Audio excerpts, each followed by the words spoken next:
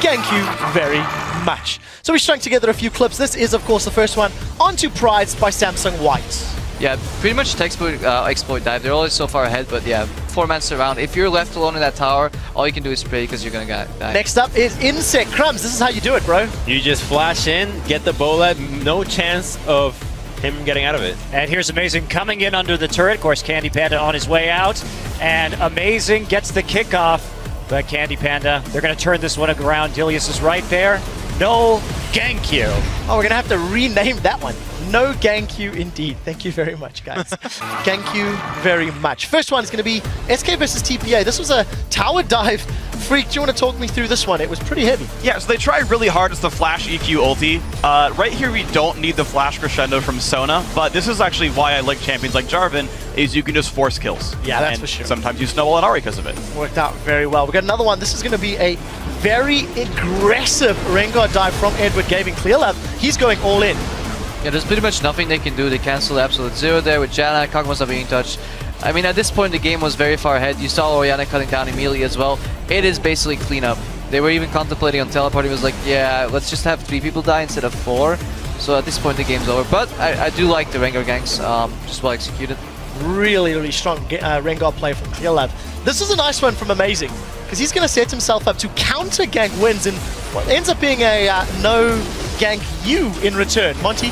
Yeah, and the no gank you here is really a mistake from TPA. Actually, they had just seen Amazing clearing out the pink ward behind the red buff, and so they should have known he was topside. Yeah, somebody needs to give Clearlab another high five, because just more kills being racked up for this Rengar play. This is kind of what happens when you've got an over-aggressive team. AHQ, I still don't love the Blitzcrank pick for them, and I think they tried a little bit too hard to make plays. Thank you very much. Right, so first and foremost, Svenskeren actually dodged a ward to set this play up. Anyone care to comment? Yeah, I mean, he comes out of vision here, but the beauty was indeed, he knew there was a ward, backed out, then jumped over the Baron pit, snuck in on the right side, and yeah, they didn't see this coming. Too bad a sapling didn't take it for epic style points. Indeed. He actually lands his Qs really well. We've seen a lot of Lee Sins miss their Qs after kicks. He did not. This was a great counter gank in the mid lane, but wins. What a good setup to get Over the Baron pit. in for.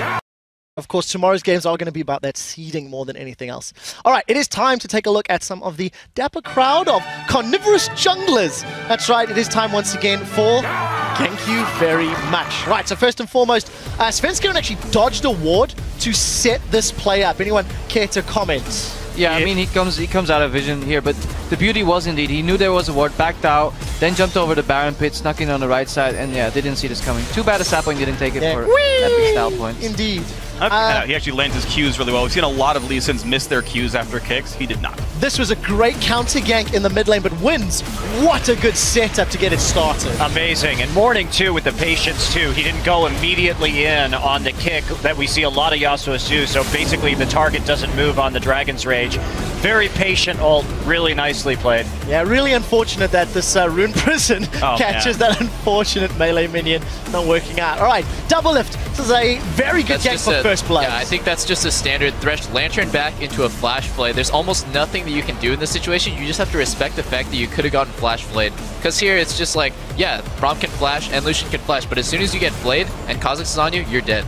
And it doesn't matter how good you are when you're playing against Thresh. What do you think, Freak? It's true. It's really impressive down in the bottom lane here. This I just love. The fact that he actually lines up the edges perfectly, and he has to shoot it backwards. So he has to entirely understand the hitbox so darn well. And he flashed the traps as soon as the animation started also. Yeah.